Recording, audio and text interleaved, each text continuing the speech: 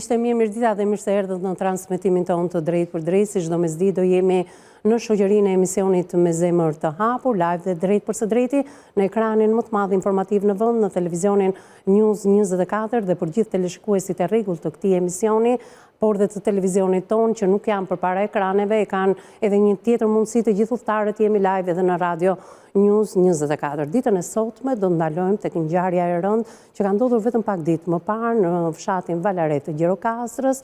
Një 15 vjeçar është vetvarur në ambientet e shtëpisë, djali i vetëm i familjes Peçi.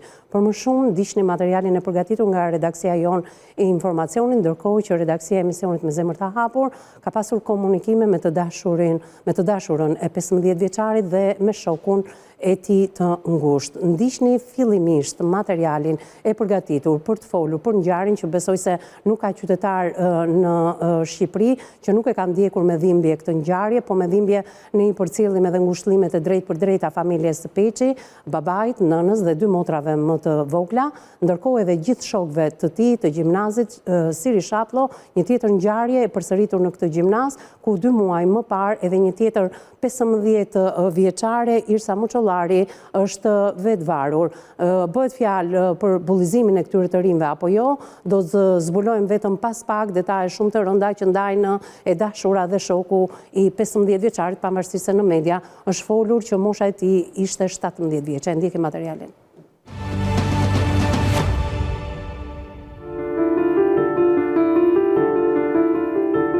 Një ngjarje e rëndë tronditi Gjirokastrën mesditën e së dielës ku një 15 vjeçar nga fshati Valare i dha fund jetës duke u vetvarur në banesën e tij. I mituri u dërgua në spitalin rajonal të Gjirokastrës nga familjarët pa shenja jete. 15 vjeçari ishte nxënës i klasës së 10 në gjimnazin Siri Shatlo në Gjirokastër, ku vetëm 2 muaj më parë, po në të njëjtën formë tragjike i dha fund jetës një vajzë 15 vjeçare që ndodhej në klasë paralele me djalin. Mësues të gjimnazit Siri Shatlo bëjnë me dije për News 24 se 15 vjeçari ishte nxënës me arritje të shkëlqyera mësimore, ku spikaste veçanërisht në lëndën e informatikës dhe në gjuhën angleze. Megjithatë, nga vetë stafi pedagogjik dhe nxënësit e tjerë të shkollës, ishte vërejtur një sjellje jo e zakontë për natyrën e 15 vjeçarit dhe rasti ishte marrë në trajtim edhe nga psikologja e shkollës. I mituri jetonte në fshatin Valaret të Gjirokastrës së bashku me nënën dhe 2 motrat e tij më të vogla, ndërsa babai i djalit është emigrant. Persona të afërt me 15 vjeçarin thonë për News 24 se i mituri kishte probleme familjare dhe her pas here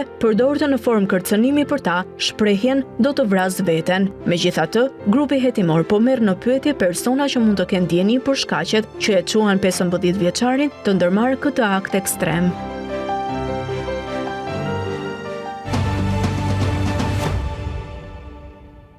Falenderoj kolegët e mi të informacionit për këtë kronik që kishin përgatitur pasi ishin treguar shumë korrekt në dhënien e informacionit për gjithë audiencën. U fol fillimisht në media që 15 vjeçari kishte ndruar jetë për shkak të bullizimit në shkollë, por menjëherë prokuroria e Gjirokastërës ka marrë në dorë këtë çështje dhe ka dalë në konkluzionin nëpërmjet hetimeve paraprake të pak ditëve që nuk bëhej fjalë për bullizimin në shkollë, por ndoshta problemet e 15 vjeçarit emocionale të adoleshencës dhe jo vetëm nuk u morën seriozisht sepse psikologja me sa duket kishte rekomanduar familjarët ta çonin në një tjetër nivel çështjen e 17 vjeçarit që u quajt në media, por që i ndjeri është vetëm 15 vjeç. Do të flasim ekskluzivisht e dashura, thash edhe njerë, shoku i ngushtë, ku kryeredaktorja e emisionit Me Zemër të Hapur, Anila Akmata, ka pasur biseda të gjata. Ne do japim vetëm një përmbledhje të këtyre bisedave, sepse përmbajtja e tyre ndoshta është pak më e gjatë dhe nuk duam të japim çdo detaj për teleshikuesit, për të mos lënduar edhe familjarët. Gjendja në fakt, unë kam folur me personalisht me kryeplakun e fshatit Valare, gjendja e familjarëve dhe sidomos e nënës në këto momente është shumë e rënduar, prandaj duhet jemi të kujdesshëm, qofshin fajtor apo jo fajtor, të vlerësuar apo jo situatën e 15 vjeçarit. Ne e dim tashmë që ai nuk ndodhet midis nesh dhe po ikin një nga një rinia në shumë forma dhe nuk jemi aq shumë shqiptar dhe nuk kemi aq shumë rini të shëndetshme si puna e këtij 15 vjeçari, se do ta tregojmë vetëm pas pak se çfarë nxënësi ka qenë dhe çfarë i riu dhe çfarë e priste rrinte Shqipëri, në qoftë se ai do rritej dhe do ishte ai që ishte deri në 15 vitet e para të jetës së tij, do t'i tregojmë vetëm hap pas hapi, por duhet të tregohemi profesional dhe shumë të kujdesshëm për të mos i sjell familjes dhimbje, audiencës dhimbje dhe që raste të tilla të mos përsëriten. E themi për të disatën herë në këtë studio, me mua në studio Eduard Tafa, psikologu ynë klinik. Përshëndetje Edi, mirëserda. Përshëndetje, mirëserda. Ngjarje e rëndë apo jo? Shumë e rëndë.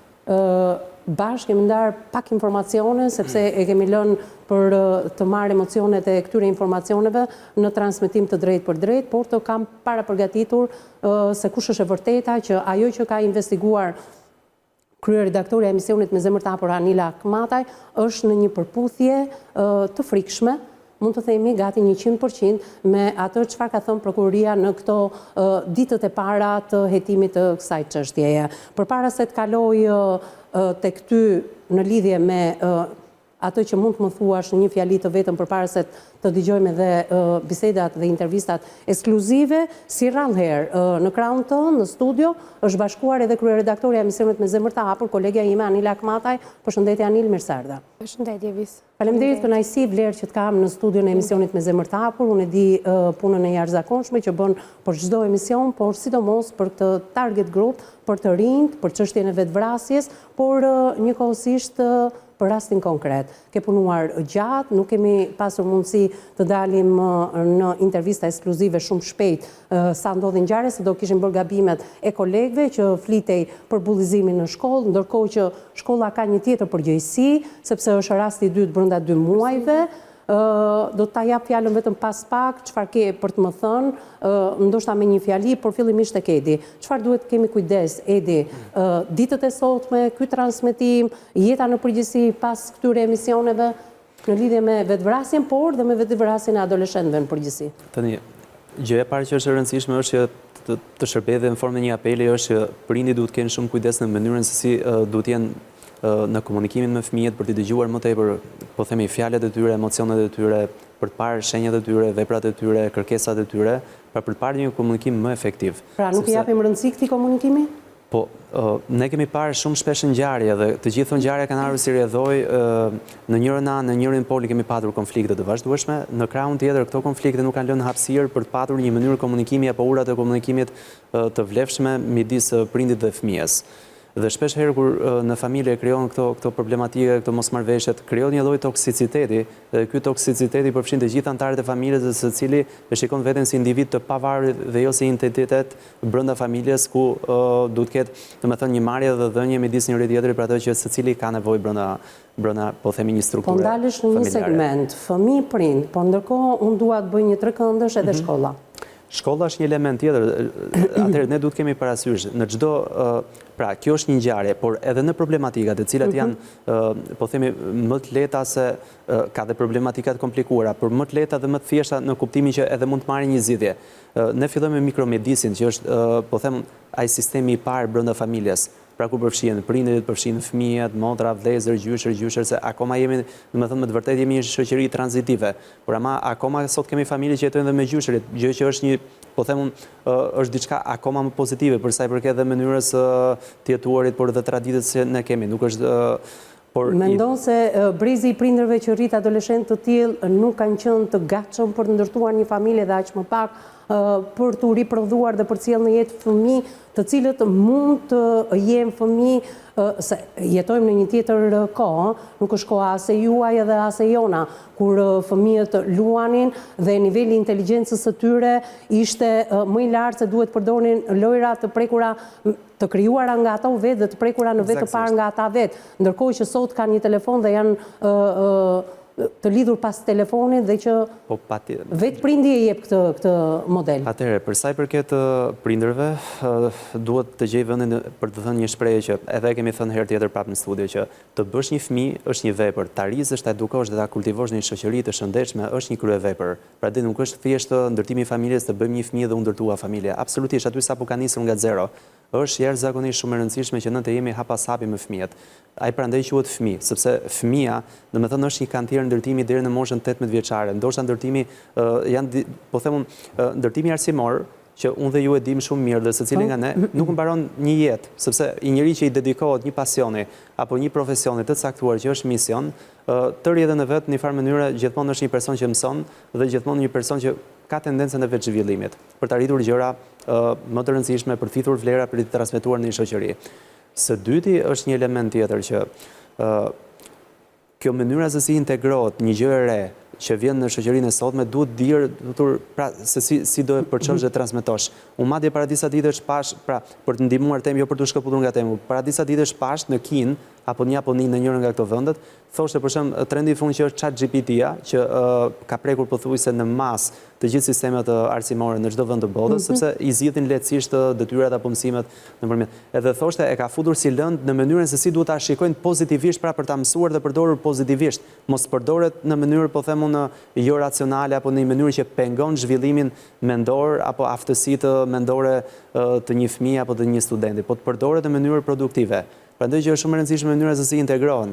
Pra, ne po sjellim tashmë një prindërim biologjik, që thjesht jemi prindër biologjik dhe më pas heqim dorë nga edukimi i fëmijëve, megjithatë ti e kanalizuar tek prindërimi dhe unë thash dua ta ngrej në një tjetër nivel bisedën, duhet të jetë fëmia, prindi dhe shkolla, njëkohësisht edhe shoqëria, komuniteti, pra gjithë përfshirja siç ka qenë edhe dikur, sepse sa vjen edhe po sfumohen të gjitha institucionet dhe sidomos një shkëputje e këtyre hallkave sjell edhe probleme pastaj. Pa haruar dhe një gjë, ne mund vendosim krahas tyre dhe sisteme tjera që janë shumë të rëndësishme, por pse themi pra prindit? Sepse ka prindër që janë në nivele neglizhente dhe nuk shkojnë as në mbledhjen me prindër, nuk shkojnë as kur i thirr mësuesi. Pra kanë humbur interesin fare për shkuar për takuar, sepse të takosh një mësues apo të takosh drejtorin apo drejtoreshën e shkollës për një problematikë të fëmijës, e shikojnë si diçka të më thonë për ulsa, si diçka fyese, pse duhet ikëm të takoj kur fëmia im është si fëmia tjetër që edhe ai ka bërë apo pra nuk e shohin si një përgjegjësi personale dhe të gatshëm për të marrë dhe ato si prindër në një moment të caktuar ato detyrat e veta që duhet bëjnë pak më mirë brenda familjes. Nga gjëja e përgjithshme që diskutuam deri në këto momente, unë dua të shkoj tek çështja individuale e këtij 15 vjeçari. Nila, dua të ndaloj me ty për ta përgatitur audiencën çfarë na pret. Bisedat e tua kanë qenë të gjata me të dashurën fillimisht dhe më pas edhe me shokun e ngushtë. Disa shok të 15 vjeçarit, por kemi nxjerr bisedën vetëm me njërin. Do doja të ndaloja çfarë na pret në këtë transmetim. Përpara se të zbulosh edhe detajet të cilat nuk janë nëpër intervistat. Në fakt është një temë delikate dhe duhet pasur kujdes, sigurisht për mesazhet që përcjellim për publikun, por edhe për brezin e ri. E para duhet them që jam shumë e likështuar sepse janë ngjarje të cilat janë të paralajmëruara në disa këndvështrime, por që arrin gjithmonë qëllimin.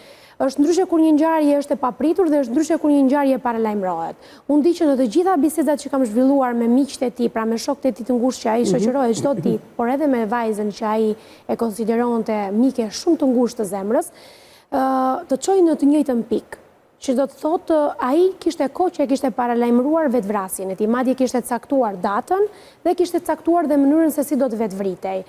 Ajo që dhëmb më shumë në gjithë këtë histori... U themi kishte paralajmëruar, ka fakte të paralajmërimit Nela? Po patjetër, sepse ka folur gjatë... Ka paralajmëruar, por... Po, ka folur gjatë me të dashurën vajzën që ndante shumë biseda dhe i ka thënë se në datën 20 unë do të vetvritem. E kam vendosur dhe kam marrë një vendim. Dhe kjo ka qenë diku në data 1, pra kanë qenë gati 19 ditë rresht, ku për 19 ditë rresht, vajza ka folur vazhdimisht me të dhe ka ndarë biseda ku ka tentuar t'i mbush mendjen që mos të realizojë këtë veprim. Pra, themi që paralajmërimi i parë ka ardhur me datën 1 prill, jo rastësisht data 1 prill, sepse nuk merret shumë seriozisht paralajmërimi në këtë datë, sepse 1 prill i dihet. Të paktën mua kështu më është thënë nga bisedat e gjata që kam pasur. Kanë qenë bisedat e gjata më shumë se 3 orë. Ka pasur mundësi 19 ditë të parandalohej. Po, dhe vajza... Pra, kishte caktuar datën 20, po më thua? Po. Edhe orën 13:30? Po, datën 20 e kishte caktuar dhe kishte thënë dhe atë ditë bashkë me shokët e tij që ka qenë në fshat, duke luajtur apo duke shkuar për në shtëpi, apo duke pushuar pas një takimit të tyre, që ata bënin për herëshëm, se mos harrojmë që ishte ditë e shtunë, ishte ditë pushimi, por edhe një ditë më para të premten, ai e ka paralajmëruar vetvrasjen e tij. Po të gjithë njerëzit nuk e kuptoj, të gjithë ata që e dëgjonin, e kanë konsideruar si një, le të themi, rrëfim qesharak, ose e kanë marrë në formë sarkazme. Nuk e kanë vlerësuar dhe nuk i kanë dhënë rëndësinë e dur. Madje, ai ka folur dhe ka thënë që do të lë dhe një letër ku do të shpjegojë të gjitha arsyet sepse do ta kryej këtë akt të rënd. Dhe me sa kam dieni, të paktën jo zyrtarisht, të konfirmuar nga organet kompetente, por nga ata që kanë komunikuar me shokët e tij që kanë darë atë ditë ato orët e fundit, thuhet se letra është gjetur. Nuk e di se sa e vërtetë është. Po jo, letra është gjetur në fakt dhe është e konfirmuar tashmë si nga policia dhe nga prokuroria. Mua drejt për drejt por përmbajtjen e letrës ti nuk je në dieni, apo jo? Përmbajtja e letrës nuk jam në dieni, por di që paraprakisht ai kishte paralajmëruar që do të lë një letër ku do të shpjegojë arsyet sepse e kam kryer vetvrasjen. E kam përshtypjen nëse një letër e tillë është gjetur, janë të gjitha arsyet sipas tij. Regjiana ka ndihmuar që në ullin qendror është ky material Nila dhe do doja të ma shpjegoje pak. Në qoftë se unë jam shumë afër kryerjes. Atëherë i ndjeri Vini, se kështu e thrasin shokët, Vini shpesh herë kohët e fundit ripostonte disa materiale që shpërndaheshin në rrjetin social TikTok. Dhe këtu kemi një ripost, një postimi që është bërë në anglisht, e cila është përkthyer, ku në rreshtin e parë thuhet unë jam shumë afër kryerjes. Në fakt këto ripostime mua mi kanë dërguar shokët e tij të ngushtë. Mbani pak regjia këtu. Shokët e tij të ngushtë, të cilët pohojnë se ai kishte kohë që e paralajmëronte edhe nëpërmjet rrjeteve sociale. Pra ai kishte një gjë që binte ndesh me atë çfarë vepronte. Gjatë ditës në jetën e tij të përditshme në shkollë, ai ishte një njerëz, një fëmijë social, shumë i qeshur, shumë i dashur, një okatar, një fëmijë që shoqërohej nga të gjithë, por ndërkohë pas gjithë bisedave apo gjithë gjërave që bënte me shokët e tij, në fund ju thoshte që unë do kryej vetvrasje. Dhe ndoshta kjo mendoj unë, sipas analizës time dhe optikës time, ka qenë një nga arsyet kryesore që nuk e kanë besuar shokët e tij të ngushtë apo shoqëria dhe rreth e tij. Pra, ai ishte shumë social në shkollë, jashtë shkolle me bashkëmoshatarët, por një ngërç i madh shpirtëror ishte kur ndahej nga bashkëmoshatarët e tij dhe kalonte pjesën tjetër të ditës në familje apo edhe i vetëm. Këtu mund të themi. Më duhet ju lutem, regjia, ma ndaloni aty ku ju thash, më ndiqni me vëmendje sepse dua të them diçka. Prit pak Nila, çfarë më bëri përshtypje? Pëlqimi në rrjetin social është nga 9495 veta dhe kanë komentuar 134 veta. Dhe kjo është ulurice.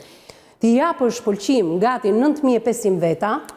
Po ndoshta nuk është e të miturit kjo, mund të jetë marrë me screen. Ky është, jo nuk është screen, ky është një ripost në TikTok. Ripost, pra. Është një video ose një foto. Ai thot, unë jam shumë afër kryerjes. E kupton? Pra mund të jetë një shprehje e përdorur nga dikush tjetër në një kontekst. Jo, ajo është shkruar nga 15 vjeçari. Por ai ka bërë ripost në rrjetin e tij. Po ka bërë ripost të saj të cilën e ka përkthyer. Dhe thot unë jam shumë afër kryerjes. Po ky frymëzim të bëhet të pëlqejet nga 9500 veta, kur kryesisht janë të rinj, shumica është. Prandaj po themi nga është frymëzuar sepse është shumë e rëndësishme. Të kujtohet një emision tjetër kur ne kishim një rast që i kishte që dyshoi për vetvrasje dhe unë thoja që duhet me parë çfarë ka shkuar, çfarë ka kërkuar se komunikimet, se janë pikërisht këto disa nga shenjat të cilët ne duhet evidentojmë, se ja për shemb kjo është një ndër shenjat. Përveç se e ka paralajmëruar gjatë gjithë kohës, por po ta shikojmë gjë që do ta shpjegoj pas pak se çfarë mund të ndodhe në një proces deri kur arrit në aktin ekzekutues. Unë dua të them diçka tjetër që tek ky mesazh. E lëvizim tani. Po, tek ky mesazhi i dytë ku thot unë e luaj mirë, duke e ditur se jam gjykuar dhe u keq trajtova gjithë jetën. Për kë e ka këtë? Pra, unë shtirë e mirë, sikur s'ka ndodhur asgjë me mua, por unë jam gjykuar dhe jam keq trajtuar gjithë jetën. Pra, kemi disa sjellje të 15 vjeçarit, pra, tek shoqëria hiqet si dikush që nuk është i gjykuar, por u keq trajtova gjithë jetën, nga kush? Nuk e di ta them këtë, por thot në fund, nëse nuk jam afër një ditë, vetëm dije se nuk ishte kurrë fajyt. Dhe unë mendoj që këtë ja ka dedikuar vajzës që ndante gjithçka me të, sepse të njëjtat fjalë ja ka thënë përpara se në bisedat e gjata që kanë bërë gjatë këtyre ditëve para se të kryente vetvrasjen. Evis dua të theksoj diçka tjetër. Ka pasur një rast, se ne kemi pasur raste pafund tek emisioni me zemër të hapur, që edhe i kemi trajtuar në redaksi pa i nxjerrë në transmetim për 1001 arsye. Dua të them një rast që ka ndodhur shumë kohë më parë, që ka qenë shumë konkret dhe ju jeni në dieni, ndodhi vdekja fatale e një djalit të ri në fshatin Bratajt Vlorës, ku gjatë natës unë hyra në komunikim, ose më saktë më gjeti komunikimin, vajza që ai kishte një lidhje dashurie me të, e cila tentoi të kryente një vetvrasje. Dhe përderisa ajo ma shprehu këtë gjë, unë menjëherë lajmërova organet kompetente, kolegen tonë që ne kemi në qytetin ku jetonte vajza, dhe menjëherë investiguam rastin dhe shkoi ambulanca, shkuan gjithë, pra shpëtuam një rast. Kemi bërë dhe një rast tjetër në emisionin Me zemër të hapur, ku një i ri ose bashorti një zonje tentoi të bënte vetvrasje duke na treguar se ku do e bënte, si do e bënte, dhe ne njoftuam policinë në Sarandë. Unë duhet them që ky rast është paralajmëruar dhe unë pyetje që i kam drejtuar si vajzës që ndante bisedat, po dhe shokëve të tij. Si ka mundësi që askush nga juve nuk shkojte familja të trokiste dhe në organet kompetente në polici të denonconte rastin. Faktikisht vajza më është shprehur që nuk jeton në të njëjtin qytet dhe në të njëjtin fshat me djalin, e kishte shumë pamundur për të shkuar, po ka tentuar të komunikojë me familjarët, por ajo që më bën shumë përshtypje është fakti sepse unë jam nën vetë dhe nuk dua të hedh balt as mbi një prind dhe i qëndroj kësaj do të ta apohoj fort që nuk ka prind dhe nuk ka nën që të dëshirojë të keqen e fëmijës së tij. Asnjëherë nuk e vënë në diskutim këtë dhe ja jap ngushëllimet nënës së Vinit, jam me të në këtë moment, por të gjithë shokët dhe e vajza që ndanin bisedet e vën gishtin mbi familje. Mbi realitetin, hamëndësimet, halucinacionet e këtij 15 vjeçari ku thotë u keq trajtova gjithë jetën, ne do ta bisedojmë nëpërmjet psikologut ton klinik, sepse o ka qenë një realitet i cili nuk është zbuluar nga dikush, o ka qenë një realitet imagjinar i mendjes së 15 vjeçarit për cilin por binte ndesh me sjelljet e tij të përditshme, pra ai nuk shprehte asnjë shqetësim nga këto. Ai e thotë, unë e luaj mirë duke ditur se jam gjykuar. Shiko, ky është një hall tjetër shumë e rëndësishme për të diskutuar dhe këtu mund të flasi pak më vonë edhe Duarti, por unë dua të them diçka tjetër, një pikë tjetër të cilën ata i referohen ose më saktë optika ime dhe mendja ime, logjika ime në bazë të bisedave më çon aty. Nuk e di se sa e vërtetë është kjo, por një ditë më përpara se të ndodhte ngjarja, ditën e premte, nëna së bashku me djalin ka shkuar në polici dhe e ka denoncuar djalin. Bëhet fjalë për një rast ngacmimi të motrës së tij 10 vjeçare nga një fëmijë tjetër 11-12 vjeç, i cili në momentet që vetë Vini ka mësuar që motra e tij është ngacmuar nga një djalë 11-12 vjeç, ai së bashku me një grup shokësh, sipas asaj që më është pohuar, nuk e di sa e vërtetë është kjo, ka shkuar dhe ka tentuar ta mbys këtë djalin dhe aty është bërë një video e cila ka qarkulluar më pas në rrjetet sociale dhe i ka shkuar nënës vetëm ditën e premte. Ky është detaj ekskluziv që ndahet për herë të parë në media. Kjo gjë faktikisht më është thënë nga vajza që ndante gjithçka, sepse vajzës ja ka thënë në telefon Vini. Dhe kur e kam pyetur nëse është kjo arsyeja që ai mund të jetë mërzitur, mund të jetë ndier keq, mund të jetë ndier le të themi i tradhuar në një farë forme, a mos ka qenë ky shkaku, dhe thot nuk di të them për këtë thot, por di që atë natë të premten Vini ka qenë së bashku me nënën në komisariat për të denoncuar rastin. Në këtë rast vlen dhe kjo që thuhet. Videoja që është bërë këtyre djemve adoleshent, një 15 vjeçar se që ishte Vini me një djalë 11-12 vjeç që i kishte është bërë nga grupi tjetër i shokëve dhe këtë gjë nuk ma tha vetëm vajza, por ma kanë thënë edhe shokët e tyre. Video ku është? Nuk e di, nuk e di. Është azhësuar, më duket më njëherë nga policia. Ndoshta, por domethënë të gjitha bisedat çojnë, domethënë të gjitha bisedat kanë rakorduar me këtë pikë. Pra, një nga shokët më ka thënë që po bënte një video me shaka duke tentuar ta mbyste dhe të tjerët e kanë filmuar dhe ja kanë çuar nënën, ndërkohë vajza që ai ndante bisedat e zemrës thotë që ai më ka thënë me gojë që unë tentova ta mbys sepse më ngacmoi motrën 10 vjeçare. Dhe mund të jetë një incident i tillë, pse? Sepse ne në përditshmëri kemi dëgjuar pafund ngjarje të tilla të cilat çojnë deri aty në atë pikë sa që mund të arrijnë dhe raste fatale si rasti. Para përgatitëm në këtë pjesë të parë të emisionit nëpërmjet rrëfimit të kryeredaktores e emisionit Me zemër të hapur Anila Akmataj, se çfarë ka folur me adoleshentët, me të dashurën, por edhe me shokët e 15 vjeçarit Vinit, edhe një herë ngushëllime të drejtë për drejta familjes në emër të emisionit, por edhe në emër të televizionit News 24, duhet kuptojmë pak më shumë pse nuk u krye parandalimi i kësaj ngjarje të rëndë. A kishin mundësi institucionet, familja, shkolla, shoqëria dhe gjithkusht tjetër i përfshirë që me datën 1 prill ishte paralajmëruar vetvrasja duke lënë edhe ditën edhe orën dhe a ka të bëjë pikërisht me atë që po heton prokuroria, të cilën e falenderojmë dhe thotë nuk kemi të bëjmë me bullizimin në shkollë, sepse sot po japim fakte të mos bullizimit në shkollë të 15 vjeçarit, i cili me sa duket në shoqëri të bashkëmoshatarëve të tij, në ambientet e shkollës shkollës ka qenë një 15 vjeçar, një i ri, një adoleshent shumë i mirë, por ndërkohë teksa shkëputej nga realiteti dhe nga shoqëria e tij dhe shkonte në familje, diçka nuk shkonte ashtu siç duhej me vinin 15 vjeçar. E ndjekim publicitetin e parë, do rikthehemi në pjesën e dytë sepse nuk janë dhënë 2 intervistat ekskluzive që kemi kryer me të dashurin dhe me njërin prej shokëve. Publicitet dhe rikthehemi një në studio.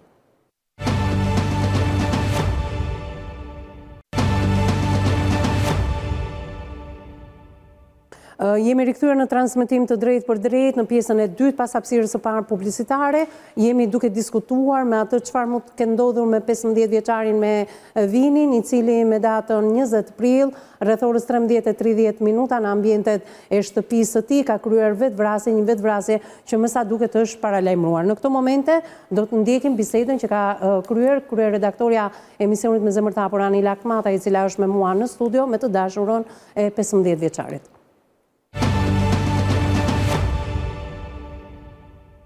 Përshëndetje dhe ndjes për shqetësimin. Jam Anila Akmata, gazetare në televizionin News 24. Na vjen shumë keq për humbjen e njeriu të zemrës. Donim të zhvillonim një emision me ju nëse mundeni. Përshëndetje. Jam shumë e ndinjuar dhe e prekur shpirtërisht nga gjithçka që ka ndodhur. Të kuptoj dhe besoj, kam ndjekur reagimet e tua dhe prandaj donim të bënim një emision ku të thoshnim të vërtetën. Unë jam larguar disa ditë pasi prindrit e mi kanë vendosur të më largojmë pak nga e gjithë kjo ngjarje. E di, e kam vënë re. Unë e keq kuptova gjithë ngjarjen kur pash në lajme që ishte 17 vjeç, pasi ishte 15 dhe i mbushte në korrik 16. Ju ishit shumë të lidhur me njëri tjetrin? Pra flisnit gjithçka? Çfarë mundoi atë djalë kaq shumë? Dhe ju keni thënë që ai ka lajmëruar situatën. Po familja e tij ishte në dijeni të asaj çfarë ai kishte paralajmëruar? Me sa duket po, por ëma ka thënë që ai e bënte për vëmendje.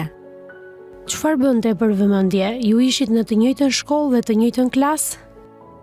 Unë me vinin kemi pas qenë bashkë për një kohë të gjatë dhe mbasi u ndam, humbëm kontakt. Por ai më gjeti dhe më shkruajti më datë 1 prill, që donte të kryente vetvrasje dhe që atëherë kam folur shumë me të për ta ndaluar. Në çfarë moshe e keni njohur njëri tjetrin? Keni ruajtur ndonjë bisedë me të ku ai e pohonte këtë gjë? Unë 13, ai 14. Po pse i humbët kontaktet? Thjesht ishim adoleshent dhe bënim ç'na thoshte mendja dhe kështu u zum. Ju kuptova. Dhe nga inati me njëri tjetrin, nuk folëm. Nuk ishit në të njëjtën klasë, po sjellja e shokëve të tij si ishte me të?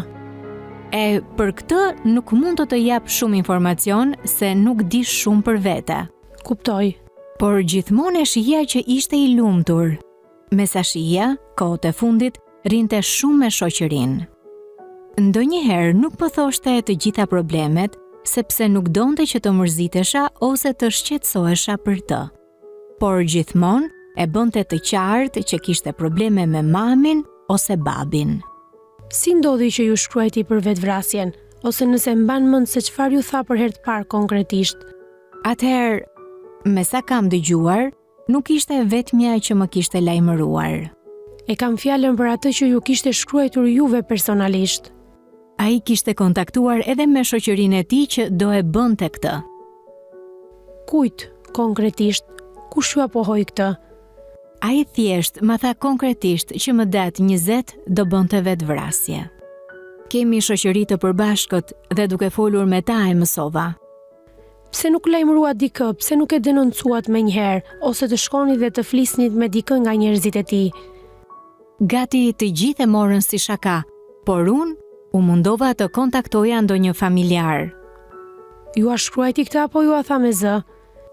Por duke qenë sa i rinte në Gjirokastër, nuk kisha shumë që të bëja. E keni këtë mesazh ende? A jeni pyetur ju si dëshmitare e këtij mesazhi? Unë vetëm jam munduar të qartësoj gjërat. Kuptoj. Atë ditë që ndodhi ngjarja kishit folur? Po, kishim folur pak, jo si ditët e tjera, por në fillim u duk shumë i ftohtë në të folur, dhe kur e pyeta, më tha që ishte i lumtur për gjithçka në jetën e tij. Dhe mendova se kisha arritur t'ja mbushja mendjen me gjithë mundin tim që të mos lëndonte veten. A ka qenë i vetmuar apo social në përditshmëri? Ai ka qenë shumë social. Komunikonit në telefon apo nëpërmjet SMS-ve me të shkruar? Do me thënë nuk e prisje diçka kaq të rëndë nga ai. Të dyja. Gjithë portalet shkruajnë që bullizohej, madje nga Saranda pikërisht për këtë ka lëvizur familja dhe që vuante nga izolimi. Jo, kjo s'është as pak e vërtet. Unë kam komunikuar edhe me shoqërinë e tij pas ngjarjes dhe më kanë thënë të gjithë që asnjëherë nuk bullizohej. Të kishte thënë Vini ty se nëna e tij e kishte denoncuar apo çuar në polici një ditë më parë se të ndodhte ngjarja? Po, këtë më tha edhe në telefon, edhe me mesazhe. Po për çfarë arsye mos ishte mërzitur për këtë? Ishte pak nga të gjitha. Për çfarë arsye kishte çuar në polici dhe çfarë ndodhi? Me sa më tha Vini, një çun 11 apo 12 vjeç i kishte ngacmuar motrën 10 vjeçare. Dhe nga inati, ai u mundua ta mbyste dhe i ka bërë video në atë moment dhe ja ka dërguar të ëmës. Kjo është një pjesë e bisedës së gjatë që ka kryer Anila, është me mua në studio. Anila, na qartëso pak sepse pam edhe disa gjëra të fshira në ato mesazhe për të mos u dhënë shumë detaje në media. Çfarë konstatove nga biseda me vajzën? Vajza ka preferuar që, edhe sigurisht dhe mos ta preferonte, do ta bëja një gjë të tillë që të fshija të gjitha të dhënat dhe atë mos identifikimin e saj, po ka folur shumë gjatë me mua, kemi komunikuar prej 2-3 ditësh së bashku, ka qenë shumë e tronditur, edhe unë nuk kam dash ta ngacmoj shumë në biseda shumë të thella për arsye sepse mos harrojmë që edhe ajo është një 15 vjeçare. Të mos harrojmë që në këtë mes përveç vajzës kemi një motër të tij 10 vjeçare dhe nënën që e kanë gjetur në ambientin e shtëpisë në atë gjendje që ai kishte kryer aktin e rënd. Pra këtu kemi njerëz të tronditur nga të gjitha anët që janë dhe edhe shumë moshë e re dhe janë trauma të cilat do t'i mbeten gjatë në jetë. Nila, në fakt prokuroria po heton edhe në një tjetër pistë të përfshirjes së Vinit, ndoshta në sekte fetare. E beson mbasi ke kryer një analizë tënde? Shiko, nuk mund të arrit ta besoj këtë, por ju do të ndiqni pak më vonë bisedën që kam zhvilluar me shokun e tij të ngushtë. Jam pak e çuditur, Vini në moshën 10 vjeçare ka filluar cigaren. Ishte një përdorues i rregullt i cigares, e pinte madje në syt prindërve, të paktën nga sa më është pohuar. Ishte kthyer tashmë në normalitet, një fëmijë 15 vjeç që ka filluar një cigare që në moshën 10 vjeç, e imagjinoni dot se çfarë mund ketë ndodhur ose çfarë mund të ndodhë. Ne kemi parë edhe rrjetet sociale të prindërve, dhe aty ka diçka që duhet diskutuar midis nesh. Nuk di të them, ka shumë për të thënë vis, por nuk dua të fokusohem tek se unë ndaloj me atë që kemi parë me Eduardin tek rrjeti social i Facebookut të babait të tij, ku një vit më parë në Korrik, ashtu siç edhe pohonte vajza, i kishte uruar publikisht ditëlindjen të birit dhe mënyra se si ja ka uruar ditëlindjen në fakt unë nuk po i nxjerr fjalët, po ndoshta edhe në kuadër të shakas, një thënie dhe një citat cilin të lë për dëshiruar. Ne jemi prindër vetë dhe është unë i bashkangjitem fjalës së Edit. Ne duhet kemi shumë të kujdesshëm paktën tek një moshë e tillë kaq delikate. Ma nxirni pak Vini në një videokonferencë që ka pasur se ka qenë një djalë i shkëlqyer në mësime. Unë shpesh e them këtë dhe kam thënë dhe në shkrimet e mia publike që ne duhet hyjmë fshehurazi në rrjetet sociale të fëmijëve tanë, ne duhet hyjmë fshehurazi në telefonat e tyre, ne duhet shohim me kë komunikojmë, ne duhet shohim çfarë bëjnë ata, ne duhet shohim çfarë rrjete sociale kanë, ne duhet shohim çfarë ata postojnë. Ndjekim vetëm 30 sekonda Anila. Në anglisht. A variety of testimonies and celebrations throughout the year, each offering a unique glimpse into local traditions and customs. From religious holidays to cultural festivals, these events bring communities together to celebrate their heritage through music, dance, food, and rituals. I shkëlqyer një prezantim në gjuhën angleze pikërisht pasionit të tij të teknologjisë. Sepse ka qenë edhe një fëmijë me rezultate jashtëzakonshme në mësime, po thosha e vis që ne duhet jemi shumë kujdesshëm për rrjetet sociale të fëmijëve tanë, ne duhet jemi të kujdesshëm për atë çfarë ata postojnë, ne duhet jemi të kujdesshëm sa rrjete sociale disponojnë fëmijët tanë, e cilat janë ato. Ne duhet dim se, më falni se jam shumë e indinjuar sa herë që e shikoj edhe Vinin dhe sa herë që dëgjoj për të, madje kam përjetuar shumë keq këto 3 ditë komunikimin që kam pasur me shokët dhe vajzën që kanë darë shumë biseda me të, por duhet të them që ka shumë detaje të cilat duhet merren parasysh në këtë histori, të cilat rrjedhin nga goja dhe nga komunikimi që ka pasur njerëzit më të ngushtë dhe më të afërm të Vinit, që në këtë rast është vajza që ka një njohje me të që në moshën 10 vjeçare, cilën ma ka pohuar vetë, dhe pothuajse janë njohur me njëri tjetrin në një distancë. Pastaj se çfarë i ka lidhur bashkë, se çfarë kanë gjetur tek njëri tjetri, qoftë kjo edhe nëpërmjet komunikimit, se ata janë shumë të vegjël për të thënë diçka tjetër, komunikimi që ata, rehatin që ka gjetur Vini me vajzën, do të thotë që ka gjetur një rehabilitim të tipit që e ka konsideruar një mike, një shoqe, një motor, një nën, një njeri që mund të ndante biseda intime me të, sepse gjithçka që thot dhe thuhet në biseda korespondojnë me ato çfarë i ka thënë vajzës. Madje dhe shokët flasin që ai e kishte një njeri shumë të veçantë, sepse ai mes shokëve fliste për këtë vajzën që e kishte shumë të veçantë. Në fakt ne e pam edhe në pjesën e parë kur ai pohonte që në qoftë se një ditë nuk do të jem, nuk do të jetë faji yt dhe ju thoni dhe merrni përgjegjësinë që ja ka drejtuar vajzës dhe Po sepse ka postuar dhe vajza të njëjtën gjë në rrjetet e saj sociale, që ne nuk duam ta japim për arsye sepse nuk duam t'i identifikojmë. Ka postuar që ke qenë një nga njerëzit më të mrekullueshëm, nuk do të harroj kurrë. Ishte të dilta i postimi saj. Derisa të takohemi në një, mund ta lexoj. Po, mund ta lexosh, por mund t'ia dërgosh edhe regjist. Ndërkohë, Edi, shohim një të ri që flet në mënyrë brillante anglishten, paraqet pikërisht në këtë videokonferencë edhe gjithë punën e tij dhe pasionin e tij, do doja të dija çfarë dëgjove ti nga vajza që të bëri shumë përshtypje. Vetëm një sekondë, ndjes Eduard. Për gjithmonë do kesh një vend special në zemrën time Vin. Shpresoj të të takoj në çdo jetë tjetër, sepse ke qenë shumë special për mua dhe për të gjithë të tjerët. Gjithmonë do të dua dhe do të kujtoj çdo kujtim bashk çdo ditë. Qofsh i xhenetit jetë. Mirë, ja dërgojmë regjistë edhe këtë duke mbuluar gjithçka të vajzës. Gjendja e rënduar, të pakën nga këto sa kemi dëgjuar dhe ato që tha Anila, po mundohemi t'i marrim si indicje për të ndërtuar një hipotezë se çfarë mund të ketë ndodhur, domethënë në gjendjen të ndjerit, për fat keq që sot është i ndjer, që normalisht po mendoj që secili po të kishte treguar po them një vëmendje, një përkushtim, ndoshta edhe një fuqi maksimale të gjithë personave që në një farë mënyrë janë vënë pak ndjeni të gjendjes vështirë që po kalon dhe mendoj që mund të kishte bërë diçka më tepër sa është bërë. Gjithsesi, e vlerësojnë dot adoleshentët një paralajmërim i tillë, japin dot rëndësinë e duhur kur nuk ja ka dhënë familja? Kjo është pyetja. Është pak e vështirë sepse pra në një rrjet adoleshencës shpesh herë përdoren pak po them rëndom dhe në mënyrë të keq kuptuar si shprehje të përditshme, gjë që normalisht prap futemi ke roli edukativ që janë disa shprehje të cilat duhen nxjerrë nga fjalori, pra nuk mund përdoren sepse janë gjendje që janë shprehje që i përkasin një përmbajtje emocionale apo një gjendje të rëndë të individit. Tash nga gjithë këto që dëgjuam, të ndërtojmë pak një hipotezë. E para që ajo që do thoja që ne kemi elementin që është elementi i parë që është zgjedhja e mënyrës. Pra, ka deklaruar mënyrën mbi cilën do kryente aktin e vetvrasjes. Pra që ka deklaruar ke shoqja vet. E dyta është përcaktimi i kohës. Pra, ka përcaktuar një ditë dhe një kohë. Se për çfarë arsye është bërë dita dhe koha, pra me datë fikse, ky është një element tjetër që ka një pikë pyetje.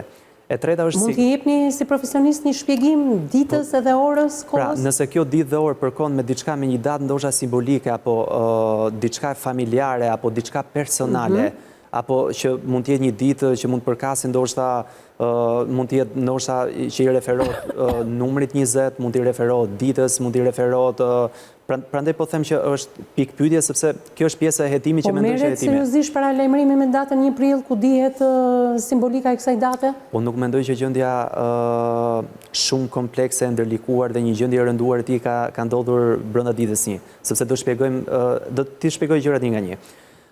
Pra, kemi zgjedhjen e mënyrës, përcaktimin e kohës dhe pika e tretë është sigurimi i mjeteve. Pra, ka arritur të siguroj, pra mjetin me cilin do bënte aktin e vetvrasjes dhe domethënë ka gjetur dhe vendin. Do të shpjegoj çfarë lidhje mund të ketë dhe vendi që ka zgjedhur. Pika e 4 është lamtumira. Pse themi që është lamtumira? Është për arsye sepse ka filluar tek rrethi i tij i ngushtë, duke deklaruar her pas here që unë do ta bëj si akt. Këtë e ka ndarë në rrjetet publike, pra rrjetet e tij sociale publike. që ka bërë pjesë. Pra në farë mënyre ai ka shprehur pjesën e lamtumisë dhe lamtumia shoqërohet dhe me disa elementë sjellore të tjerë. O personi shkruan letër, o personi vazhdon dhe i merr në telefon njerëzit e tij më të dashur duke bërë një bisedë fundit me to, ose duke dhënë apo dhuruar dhe sendet e tij personale që në farë mënyre t'i kenë dhuratë të fundit nga vetë personi. Dhe pika e 5 është qetësia që ai fiton nga këto gjëra. Dhe këtë e ka bërë në fakt gjërat personale, ka dërguar fotografitë që ka bërë të fundit me shokun e tij dhe i ka thënë ruaj, ti kesh se nuk i ke. Pra kjo është ajo që sapo e thash, pra që janë dhurata që i ndajnë. Dhe pika e 5 edhe këtë certifikat Edi të kërkoj ndjes një 15 vjeçar me një uri të mira të gjuhës angleze. Ne e dëgjuam në video se si prezantonte punët e tij në atë videokonferencë, por ndërkohë shikojmë që edhe Universiteti Qerem Çapi në 3 maj të vitit kaluar i paska dhënë edhe këtë certifikat njohje të gjuhës angleze. Certifikat vlerësimi. Domethënë, kemi një të ri i cili kishte aspirata, prandaj thash, kjo shoqëri ka humbur një 15 vjeçar që neve do ishim krenar për të ardhmen e tij. Dhe si ka mundësi që humbim individ të tillë? Edhe të mendosh që një fëmijë në moshë të re i mitur dhe ka marrë, domethënë një certifikat nga universiteti. Po, nga universiteti tregon që aftësitë e tij kanë qenë shumë të larta. Çfarë tregon për ty? Po, tregojmë që brenda, pra tek personi ka patur dhe do kishte shumë cilësi shumë të mira të cilët mund të zhvilloheshin me kalimin e kohës. Por normalisht në një moment të caktuar të jetës së tij është përballur, po them me problematika nga më të ndryshme, të cilat këto problematika janë kthyer në forma shumë të mëdha rëndese. Dhe normalisht çdo rëndesë ndikon në atë boshtin emocional të individit. Ngjarja e 18 prillit me ngjarjen e 20 prillit kanë lidhje me njëra tjetrën, se unë nuk besoj të kenë lidhje, pasi ai kishte paralajmëruar me një prill gjithë situatën. Pra, nuk kanë lidhje në mënyrë direkte, por do të themi thjesht prapë në formën e hipotezës, por më le kanë lidhje në përfundimin. Në përfundim, po, por më lejo ti ka pak elementet. Pra, sqarova 4 pikat e para, pra si ka shkuar deri aty. Dhe pika e fundit, po të lidhemi pak me mesazhin që më duket vajza që thoshte që ai ishte shumë i qetë një ditë përpara se dy, sepse elementi i fundit mbi cilën një person ka marrë domethënë përsipër vendimmarrjen, po themi atë masën ekstreme ndaj vetes tij që është ekzekutimi, në ditët e fundit para aktit ai fiton një super qetësi. Pra, fiton qetësi sepse është marrë vendimi dhe ai ndihet i qetë, e ka marrë vendimin dhe pret gati për të shkuar dhe për të bërë ekzekutimin. Pra, përjeton me një lloj. Mëngjesin e datës 20 nuk e ndjeva mirë në zë, thoshte vajza. Atëherë, nga momenti në moment mund të kenë ndryshuar sepse shiko, kur njeriu vendoset para momentit fundit ose para aktit, pak në bazë të studimeve që kemi, e kupton, duhet të jetë, po them una, diçka shumë e fortë brenda tij që ndoshta mund ta tërheqë pikërisht nga akti i fundit që ai mund të bëjë. Por në momentin që ai përjeton këtë fazë qetësie, pra siç pohoi dhe Nila që ka vazhduar të shpërndajë objekte, tregon që e ka marrë si vendim dhe ky vendim ka qenë i pakthyeshëm. Se të marrësh një vendim për shkuar në tentativë suicidale apo në tentativë ekzekutimi është një vendim shumë i fortë, është një masë ekstreme që njeriu merr ndaj vetvetes kur mendon që ka humbur çdo lloj shpresë dhe nuk ka rrugdalë më në jetën e tij. Dua të kuptoj si erdhëm ke ky finalizim, sepse një vit më parë ne shikojmë certifikatën, shikojmë videokonferencën që ka bërë, pra kemi një të ri me aspirata. Gjente kohë për të dashurën, për shoqërinë, për motrat, kujdesin ndaj një motre 10 vjeçe që 2 ditë më parë kishte ndodhur një incident me të. Pra, nuk arrit ta kuptoj që sa shpejt ka ndodhur trazirat emocionale dhe a ka të bëj kjo me adoleshencën, dua të di. Ato duhet të shohim dhe është diçka që duhet të hulumtuar apo inspektuar në gjithë kronologjinë e tij jetësore, sepse ju pak më parë, pra në çdo moment që ne marrim një informacion të ri del nga një element i ri. Pra, që në moshën 10 vjeçare, për shembull, pinte cigare. Pra, cigare nuk është drejt për drejt një element që mund ta ketë çuar deri këtu, po duhet themi, pra, është një element i shtuar i instaluar që kjo cigare më pas mund ta ketë çuar ndoshta edhe në përdorimin e lëndëve narkotike. Pra, duhet dim se sa funksionale kanë qenë marrëdhëniet e tij, nga rrethi i tij, sepse në raste të tilla kur ne përjetojmë një gjendje po them të ndërlikuar apo një mbingarkesë të fortë emocionale apo një krizë të shëndetit mendor, sistemet e para është po them ambienti rrethues, pra ky është ai ambienti funksional dhe i shëndetshëm që duhet bëhet e suportin. Se ne kemi përmendur, unë kam përmendur shpeshherë që kush janë reziliencat kryesore të individit, në një rast vështirësi apo një rast problematike apo në një rast pasojë të jetës tij. Pra duhet të jenë rezilienca shumë të forta. A duhet ishte vlerësuar siç duhet, sepse nëna e kishte dërguar tek psikologja për shumë arsye djalin. Psikologja i kishte thënë që duhet të kishte takime më të specializuar me mjekë përkatës, por që ndoshta në pritje të rezervimeve të atyre takimeve, ndoshta nuk i është dhënë rëndësia e duhur. Kur të jepet një sinjal i tillë, prindrit, çfarë duhet kem parasysh? Sa i shpejt duhet jetë takimi me mjekun specialist? Së pari, përderisa që është një hap shumë i rëndësishëm, të cilën duhet, domethënë, inkurajuar, promovuar shumë pozitivisht, është që është kërkuar ndihmë ke psikologu. Pra, psikologu ka bërë vlerësimin e tij dhe normalisht ende nuk di nëse ka përcaktuar apo vlerësuar një gjendje të shëndetit mendor, një diagnozë, edhe nëse ka nuk është bërë publike dhe kjo është një gjë prapë shumë e mirë sepse duhet të mbetet konfidenciale, absolutisht dhe diagnoza nëse ka patur, pra ka bërë vlerësimin e saj dhe ka bërë referencën për ta çuar tek psikiatri. Nga vetë fakti që është bërë referenca për shkuar ke psikiatri tregon që kemi të bëjmë me një ndërlikim, pra që ka nevojë për një ndihmë dhe medikamentoze. Sepse normalisht ka gjendje të bashkërënduar që duhet patjetër ndihma medikamentoze. Në momentin që do ishte tek psikiatri, nëse gjendja prapë do vlerësohej si një gjendje shumë e rëndë në bazë të diagnozës që do kishte, edhe mund të hospitalizojë. Prandaj janë hallka dhe po them është ky zinxhiri që ne kemi thënë multifunksional që duhet veprojë në të tilla raste. Pra, deri në këtë pikë referenca është bërë e duhur. Më pas, sepse nuk është ndjekur kjo pjesë, sepse nuk ka shkuar ke psikiatri dhe pse nuk janë ndjekur pas veprimet, kjo është diçka pastaj ka një pikë pyetje që kjo është çështje e rëndësie dhe prioritetesh nga familja, por që duhet kemi edhe një gjë tjetër që është shumë. Po, ta jap fjalën për atë gjën shumë të rëndësishme, se nga pjesa e parë në pjesën e dytë kemi kaq shumë për të folur për rastin edhe për këtë temë, saqë gjithmonë kaloj minutat e përcaktuara nga programacioni. Ndjekim hapësirën e dytë publicitare dhe rikthehemi një herë në studio në pjesën e tretë dhe të fundit. Ende kemi pa ndjekur bisedën paksa më të gjatë se sa të dashurës me një prej shokëve, sepse kryeredaktoria ka folur me disa shokë dhe menjëherë pas asaj interviste do rikthehemi me dy të ftuarit e mi. Për sot, publiciteti rikthehemi më një herë.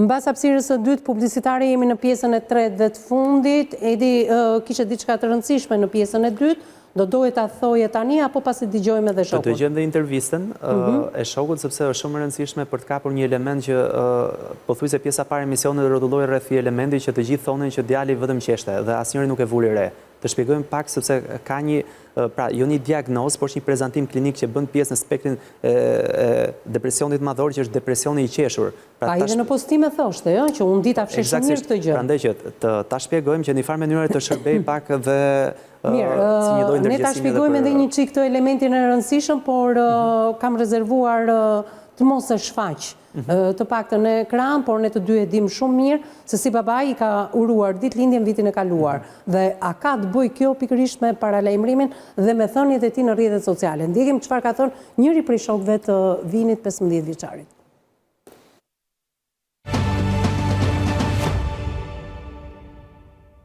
Sa vite kishit që njiheshit me njëri tjetrin? Si ishte VIP si natyra? Jo kishte shprehur ndonjë shqetësim? A kishte probleme me bullizmin dhe çfarë kishte ndodhur me të? Në fillim të klasës së 10, ishte shoku i parë që bëra në klasë. U miqësuam shumë shpejt. Unë personalisht kam patur shok të ngushtë dhe më të rënja gjatë gjithë ditës. Ishim në një klasë. Uleshim bashkë shumicën e kohës. A ishte social? Kishte shprehur ndonjëherë ndonjë shqetësim? Kishte probleme ekonomike familja e tij? Po, ishte shumë social. Jo, nuk më ka shprehur asnjë shqetësim. Prandaj asnjë nga ne nuk e prisa të ndodhi kjo gjë. Jo, nuk kishte asnjë problem ekonomik.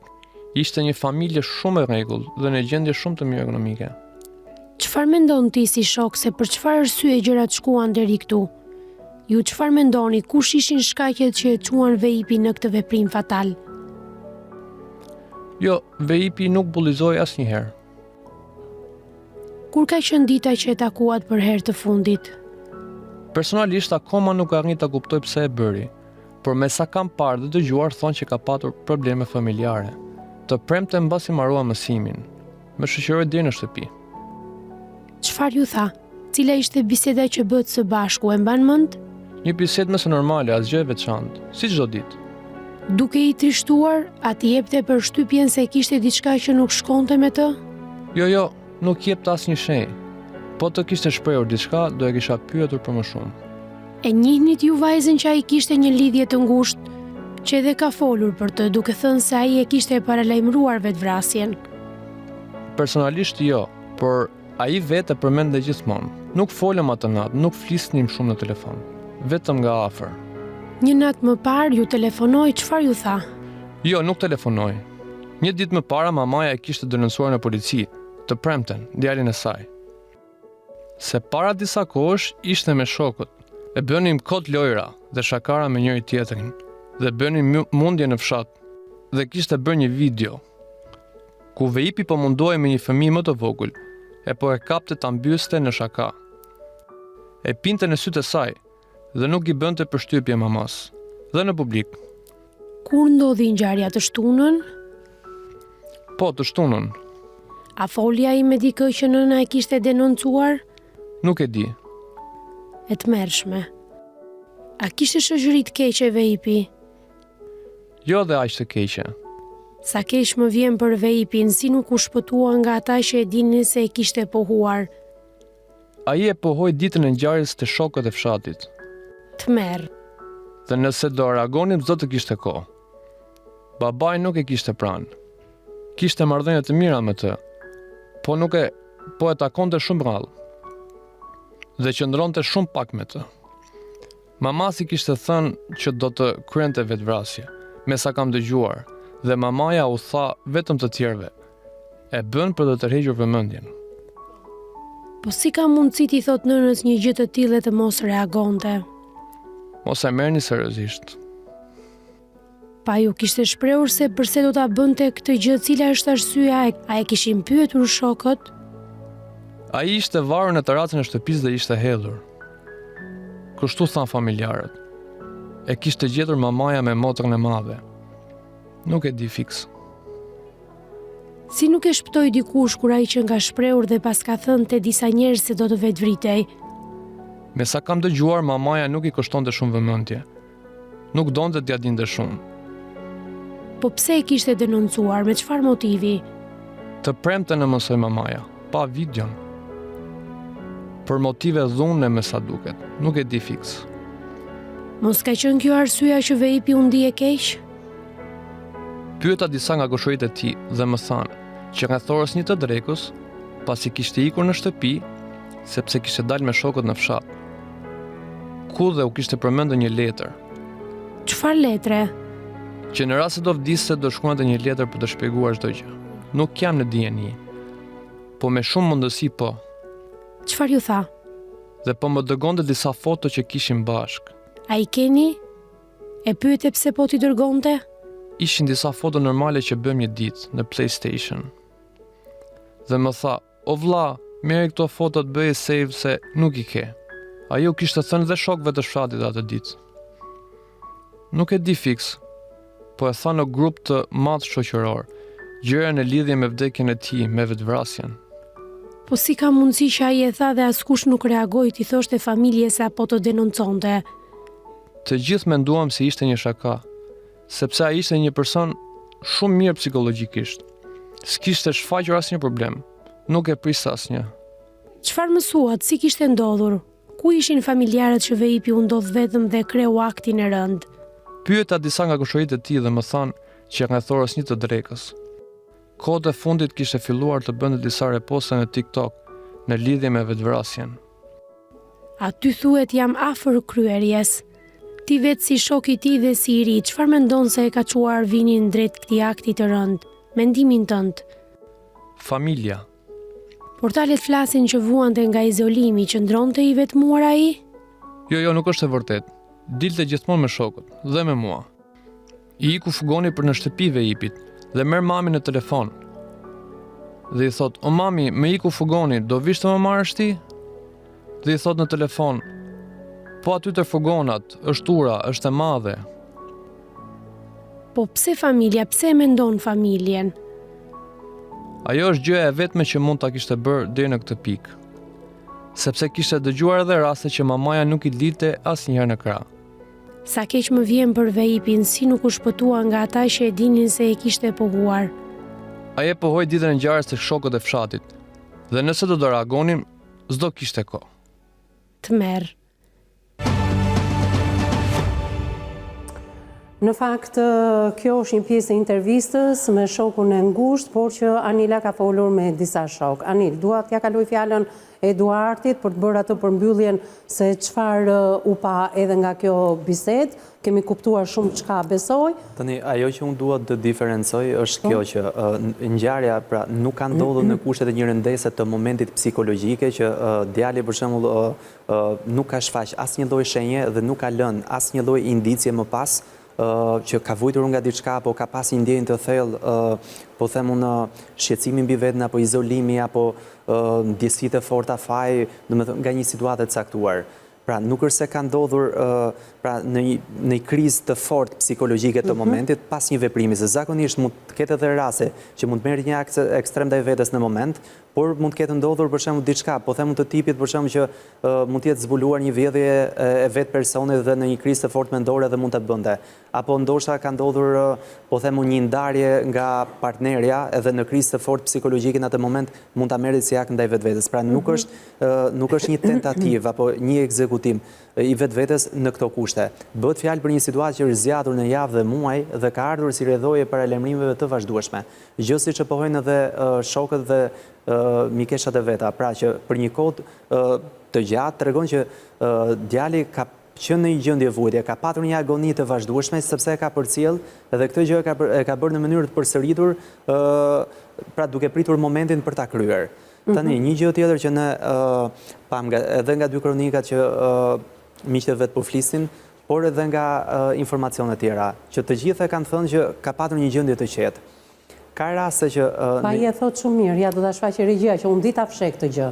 Po këtë pra po them, po të gjithë thonë atë çfarë kanë parë, po askush nuk ka kuptuar që po vuan shumë brenda vetes tij. Pra, ka një agoni të brendshme. Shpeshherë ambivalencia janë dy emocione shumë të forta të cilët janë, po themi, në qendrën kohë tek individi. Edhe në atë që ne dëgjuam shpeshherë e ka shfaqur. Pse? Sepse në grupe shoqërore ka qenë një person shumë i qeshur, pra humor i përshtatshëm, ka marrë pjesë në kafe, në lojra, kudo qoftë. Por ne nuk e dim në momentin që është tërhequr pikërisht nga këto grupe se çfarë ka ndodhur me adoleshentit. Pra, sa ka vujtur brenda vetes. Të gjithë këto paralajmërime që ai ka bërë her pas here mund të ketë qenë një thirrje brendshme tij, si një thirrje e fundit për ta shpëtuar nga kjo gjendje, por askush nuk e ka kuptuar. Një element tjetër që është shumë e rëndësishme.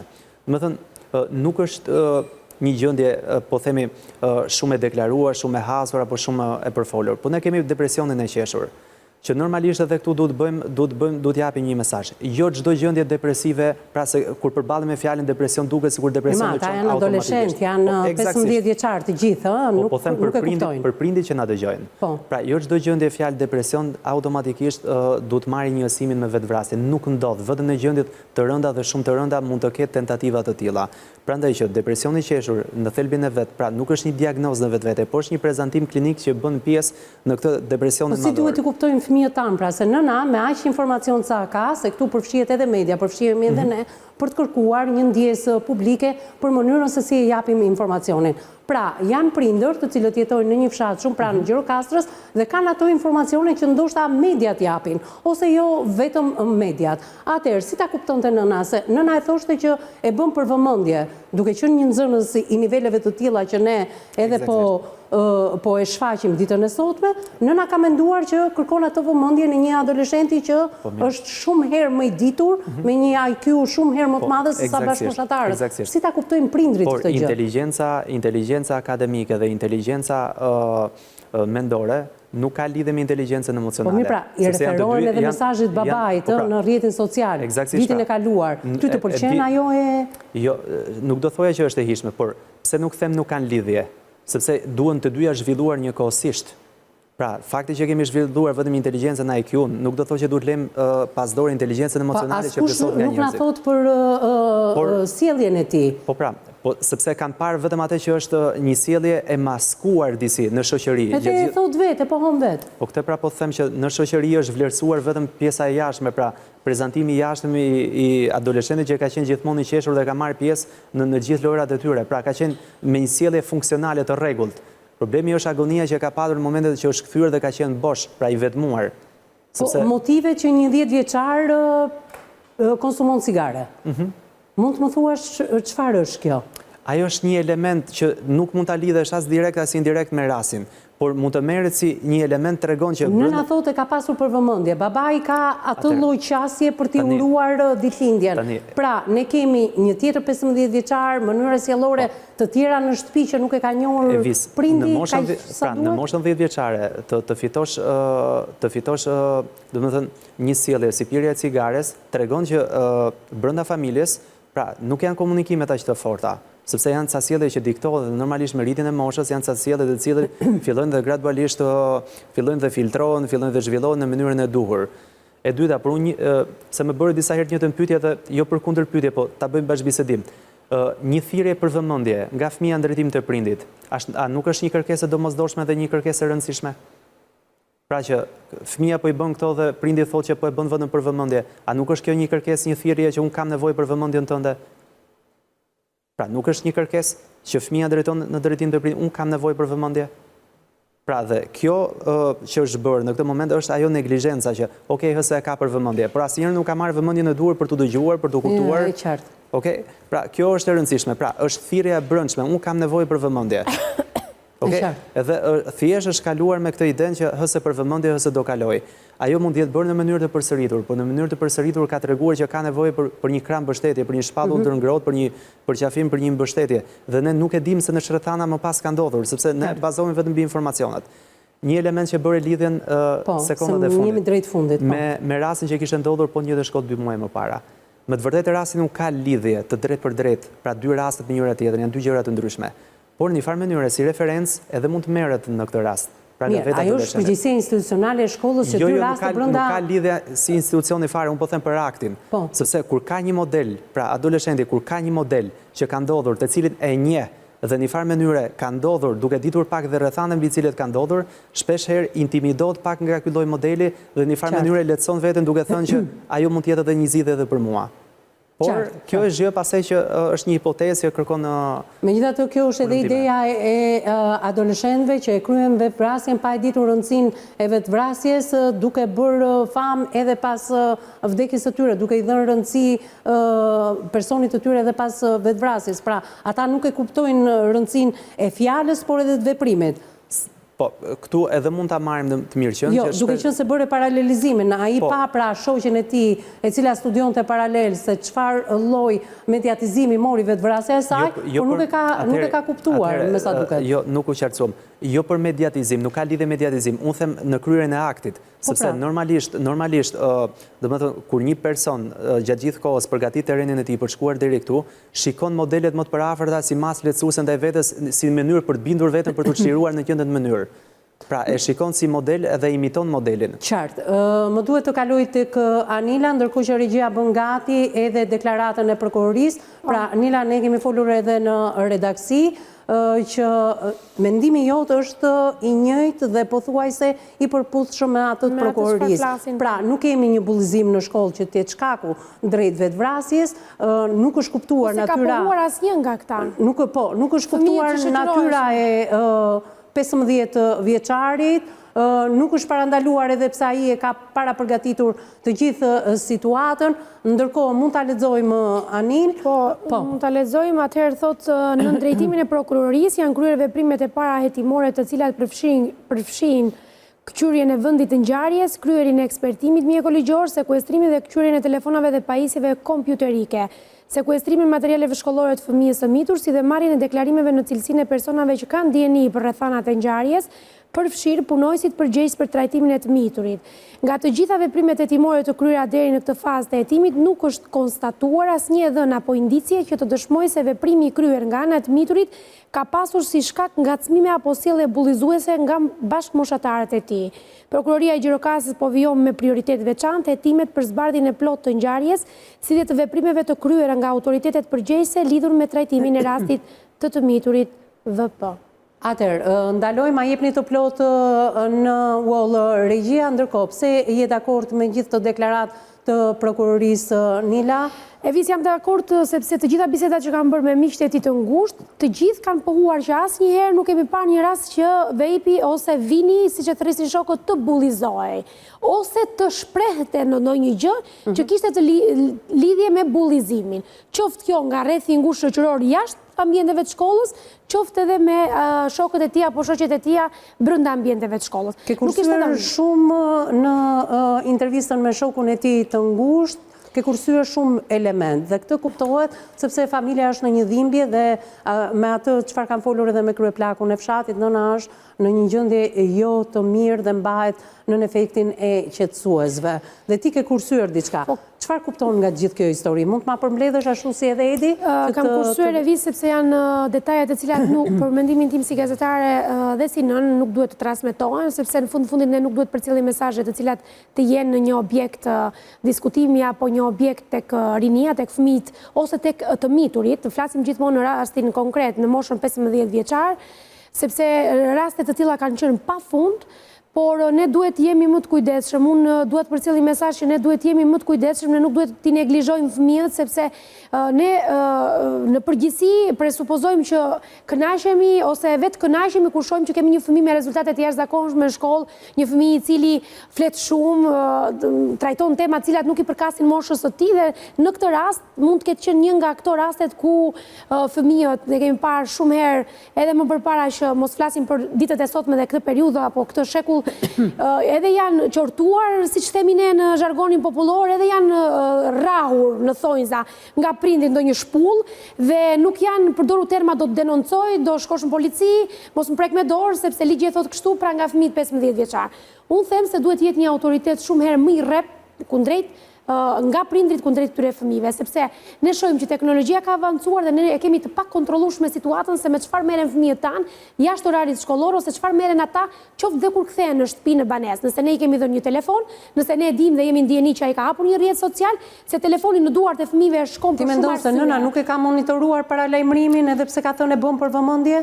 Unë mendoj që nuk besoj se ai se është ajo familja tipike shqiptare ku babai emigron edhe nëna kujdeset për nuk dua ta besoj që fëmia ta ketë shprehur tek nëna, sepse jam nën vetë dhe nuk ka nën që të mos shqetësohet nëse fëmia i thotë që unë do të kryej vetvrasje. Këtë nuk dua ta besoj dhe nuk e besoj, por duhet të them diçka tjetër që ne duhet kujdesemi për ta, për post punëve dhe gjithë stresit të ditës që kemi dhe angazhimit tonë në përditshmëri, duhet kujdesemi për fëmijët tanë. Pse duhet kujdesemi për fëmijët tanë? Që mos përfundojnë në këtë histori kaq të dhimbshme, e cila do të jetë çfarë duhet kishte parasysh nëna dhe babai i Vinit, shumë shkurt se s'ka më kohë. Prindrit e Vis në përgjithësi nuk janë të pranishëm të dy në familje tek fëmijët, për 1001 arsye të cilat ne i dimë, ekonomike, familjare, shumë të tjera. Kështu që mungesa e njërit prind s'duam ne tek fëmijët shfaqet. Ajo që duhet bëjmë ne është që të plotësojmë në një farë forme mungesën e njërit prej prindërve. Në rastin konkret kur mungon nëna duhet plotësoj babain. Në rastin konkret kur babai për 1001 arsye është larg familjes dhe kthehet pas shumë ditës ose pas shumë kohësh, pra të mos jemi vetëm prindër biologjik, pra të sjellim në jetë fëmijë dhe mos dimë si prindërojmë. Vetëm nën, vajzë dhe baba bir, po duhet jetë nën, vajzë bir, baba, vajzë bir. Pra të gjithë të dy prindët duhet flasin me të dy sekset e fëmijëve, pra dhe me djalin dhe me vajzën, sepse ne stepemi dhe them këtë sepse jemi referuar gjithmonë që prindrit shqiptar, babai është për djalin dhe nëna është për vajzën. Jo, prindrit janë për të dy fëmijët. Ne duhet kujdesim. Prindrit e sotëm 30-40 vjeçar, a janë të aftë të prindërojnë ashtu siç duhet?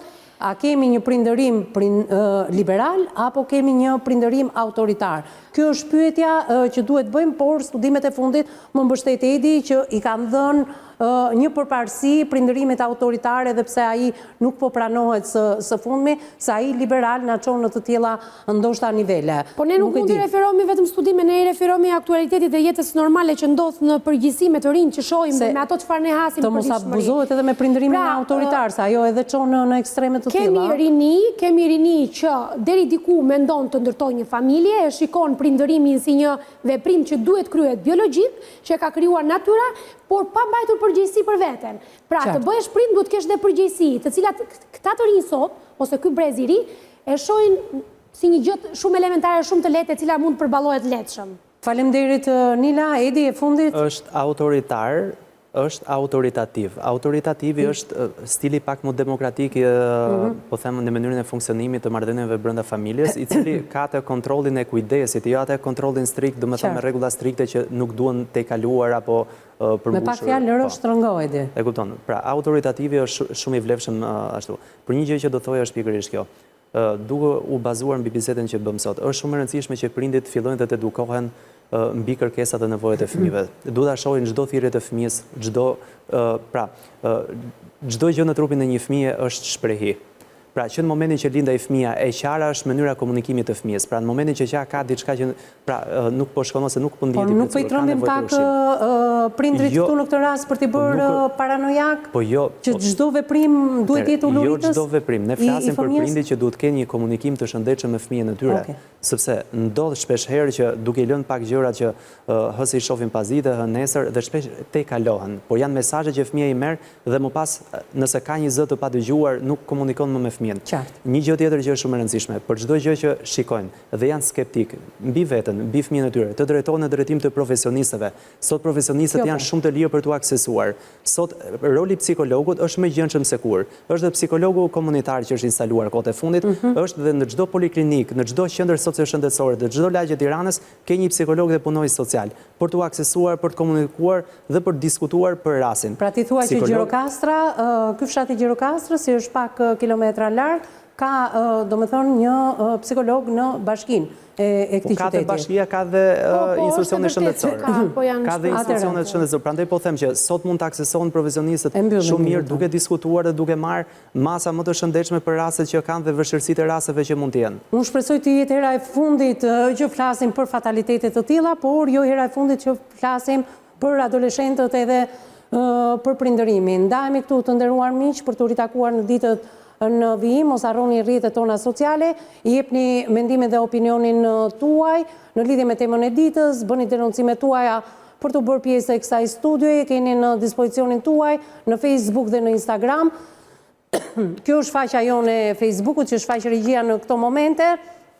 Automatikisht shkohet edhe në Instagramin ton, numri i telefonit fiks dhe ai celular, na shkruani në gjitha platformat, WhatsApp, Viber, Messenger, me njëherë redaksia emisionit me zemër të hapur do t'ju përgjigjet në kohë rekord. Të gjithë ju që nuk jeni përdoruesi i rrjeteve sociale, mund vini fizikisht pranë zyrave tona, mund të dërgoni letrat tuaja në adresën Lagja Alidemi, ish uzina autotraktorëve në zonën e Shkozës, pranë banesave sociale. Ndërkohë emisionin e plot do ta gjeni pas pak të hedhur në kanalin ton zyrtar në YouTube. Kjo është faqja jonë zyrtare.